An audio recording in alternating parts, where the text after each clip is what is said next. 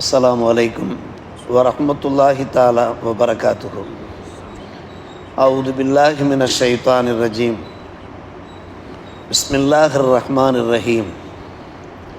வஇலா மதியன அஹாஹும் ஷுஐபா قال يا قوم اعبدوا الله ما لكم من إله غيره ولا تنقصوا المكيال والميزان إني أراكم بخير وإني أخاف عليكم عذاب يوم محيط. ஆமன்னா பில்லா சதகல்லாஹு மௌலானல் அலியுல் அதீம். மதியன் வாசிகள் பக்கம் அவர்களுடைய சகோதரர் ஷுஐப் நபியை நாம் அனுப்பி வைத்தோம்.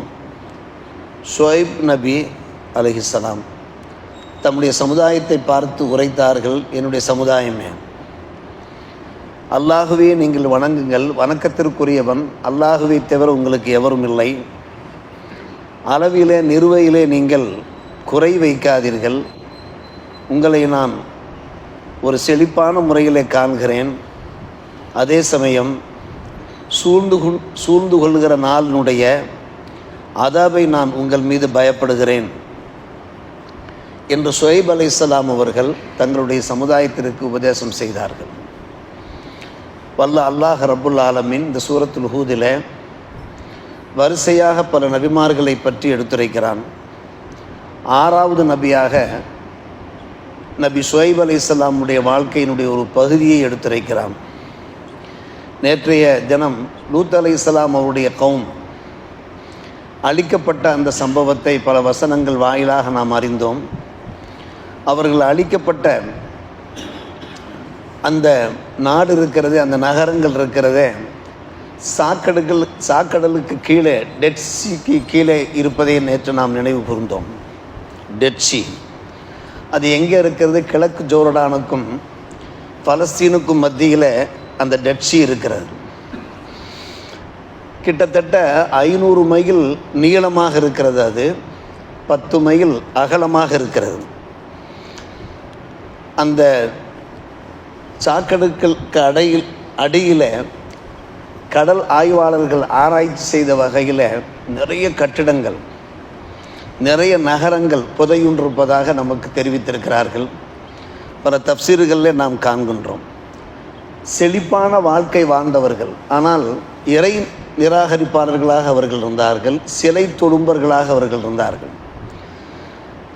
அதில் லூத் அலைஹிஸ்ஸலாத்து வஸ்ஸலாமுடைய பிரச்சாரத்தை ஏற்காததின் காரணமாக, இறை நிராகரிப்பாளர்களாக இருந்த காரணமாக, மானக்கேடான செயல்களில் ஈடுபட்டவர்களாக இருந்த காரணமாக அவர்கள் அழித்தொழிக்கப்பட்டார்கள்.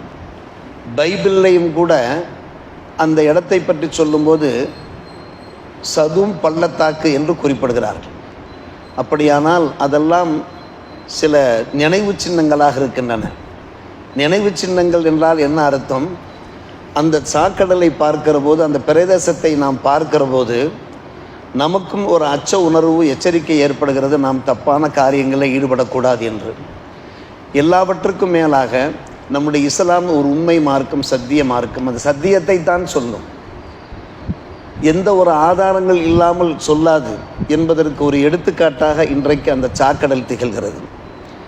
அந்த சாக்கடலிலே உயிரினங்கள் எதுவுமே கிடையாது. ஜியாரா செல்கிறார்கள்.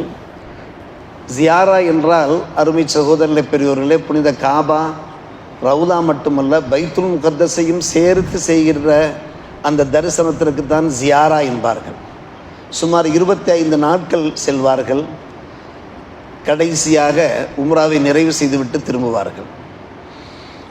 அப்படி ஜியாரா செல்கிற போது அந்த கிழக்கு ஜோர்டான் பக்கத்தில், பலஸ்தீனுக்கும் கிழக்கு ஜோர்டானுக்கும் இடையில் தெற்கே இருந்து வடக்கே செல்கிற அந்த சாக்கடலை அவர்கள் ஜியாரா செய்கிறார்கள். அருமை சகோதரர்களே, அப்படி ஜியாரா செய்கிற போது அங்கே எந்த உயிரினங்களுமே கிடையாது. ஒரு பெரிய கடல், உயிரினங்கள் கிடையாது.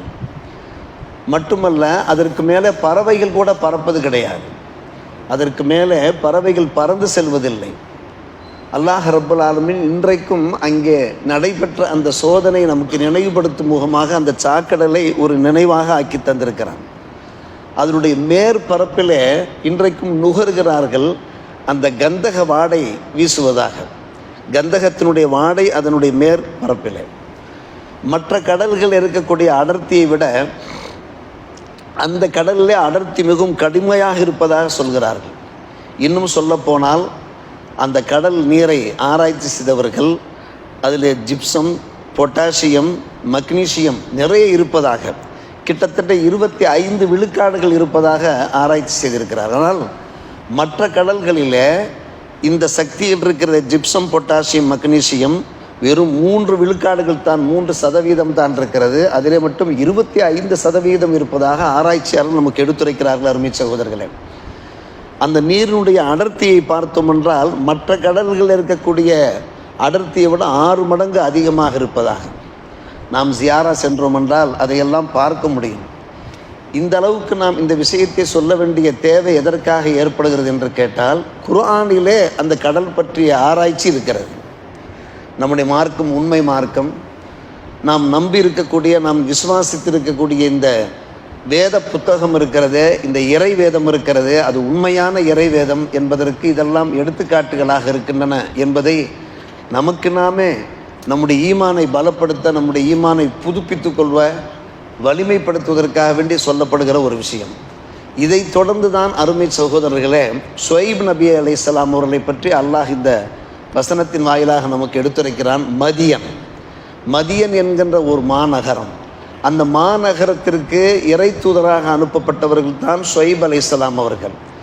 அந்த மாநகரத்து மக்களிடத்தில் இருந்த ஒரு கெட்ட பழக்க வழக்கம் என்னவென்று கேட்டால், அவர்கள் வியாபாரத்திலே ஈடுபட்டார்கள், ஆனால் அளவை நிறுவையிலே குறைக்கக்கூடியவர்களாக இருந்தார்கள்.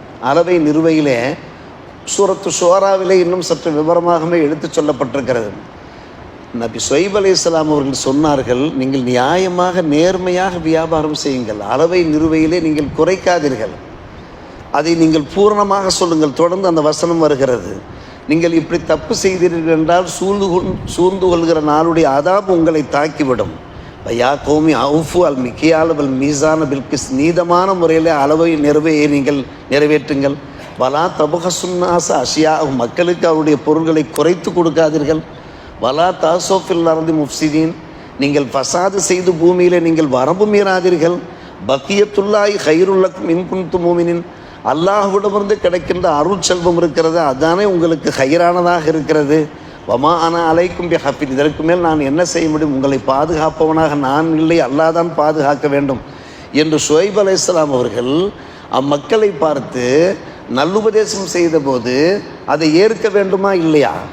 அவர்கள் அடுத்து விவாதம் பண்ணுகிறார். பாரு, அம்மக்கள் கேட்டார்கள், யா ஷுஐபே சலாத்துக்க தமுருக்க நத்துருக்கமா யபுது ஆபாவுனா, எப்போது பார்த்தாலும் அல்லாவை தொழுது கொண்டிருக்கிறே, இந்த தொழுகை தான் உன்னை ஏவுகிறதா?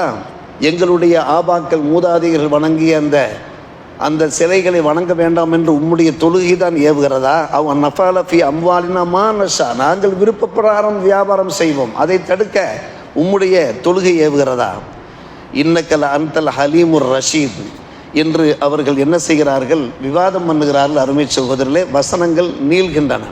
ஷுஐப் அலைஹிஸ்ஸலாத்து வஸ்ஸலாம் அவர்களை பற்றி எல்லா இறை தூதர்களுக்கு மத்தியிலே ஒரு சிறப்பம்சமாக என்ன குறிப்பிடுவார்கள், அவர்கள் நாவன்மை படைத்தவர்கள், உரை வீச்சாளர் என்று கூறுவார்கள். ஷுஐப் அலைஹிஸ்ஸலாம் அவர்களை பற்றி உரை வீச்சாளர். அவர்களுடைய உபதேசத்தை கேட்டாலே மக்கள் மெய் மறந்து விடுவார்கள், மெய் செலுத்தி விடுவார்கள். அவ்வளோ அற்புதமான உரையிலே அவருடைய உரை இருக்கும், உபதேசம் இருக்கும். அந்த உபதேசத்தை கூட அந்த மக்கள் ஏற்க தயாராக இல்லையே. ஒரு விஷயத்தை நாம் கவனிக்க வேண்டும். நாம் எவ்வளவு பெரிய சம்பாத்தியம் செய்தோம் என்றாலும் அந்த சம்பாத்தியத்திலே குறைந்த அளவுக்கு நமக்கு வருமானம் கிடைக்குமானால் அந்த வருமானத்தில் தான் நமக்கு பரக்கத்து இருக்கிறது, அதில் தான் பரக்கத்து இருக்கிறது. ஆனால் நாம் சம்பாதிக்கின்ற அந்த சம்பாத்தியத்தில் ஏதாவது மோசடிகளில் ஈடுபட்டு, வஞ்சகங்களில் ஈடுபட்டு, மக்கள் வயிற்றிலே அடித்து நாம் சம்பாதித்தோம் என்றால் அந்த சம்பாத்தியத்தில் ஒருபோதும் பரக்கத்து இருக்கவே செய்யாது. அது மழையளவுக்கு நாம் சம்பாதித்தாலும் சரி. நாம் குறைவாக சம்பாதித்தோம் என்றால், அது மிக குறைவான ஒரு வருமானம் என்றால் அது நமக்கு போதுமானதாக இருக்கும், நம்முடைய வயிற்றை நிறைக்கும், நம்முடைய மனசிற்கு ஒரு நிம்மதியையும் அமைதியையும் தரும். ஆனால் தில்லு முள்ளு செய்து, வஞ்சகங்கள் செய்து, வாடிக்கையாளர்களை ஏமாற்றி, ஹராமான வழியில் நாம் சம்பாத்தியம் செய்து வருமானங்கள் ஈட்டினோம் என்றால் அந்த வருமானங்களில் பரக்கத்து இருக்காது என்பதைத்தான் ஷுஐப் அலைஹிஸ்ஸலாம் அவர்கள் தங்களுடைய கௌமுக்கு உணர்த்துகிறார்களே. இதை நாமும் நினைவில் கொள்ள வேண்டியவர்களாக இருக்கிறோம். நம்முடைய ஒவ்வொரு செயல்பாட்டிலையும் நம்முடைய ஒவ்வொரு அணுகுமுறையிலையுமே அல்லாஹ் ரசூல் விரும்பியது என்ன என்பதை பார்த்து நம்முடைய வருமான ஈட்டுதல் இருக்கிறது, அது மிகவும் நியாயமாக நேர்மையாக. இன்றைக்கு நாம் பெரிய காசு படைத்தவர்களாக செல்வந்தர்களாக இருக்கலாம், குறுக்கு வழியில் சம்பாதித்து.